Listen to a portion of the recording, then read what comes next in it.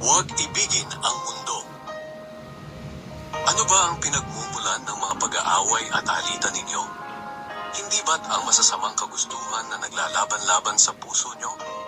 May mga ninanais kayo pero hindi nyo makamtan, kaya handa kayong pumatay dahil dito. May mga gusto kayong makuha, at kapag hindi ito nangyari, nag-aaway-away kayo.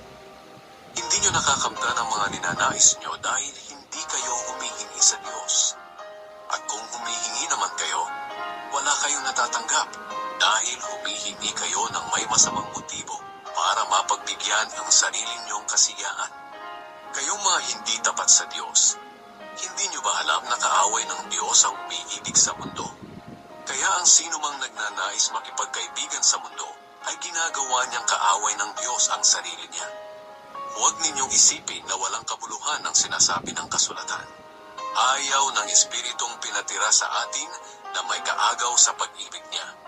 Ngunit sapat ang biyayang ibinigay ng Diyos.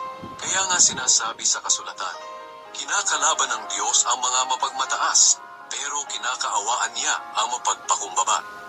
Kaya magpasakop kayo sa Diyos. Labanan niyo ang diablo at lalayo ito sa inyo.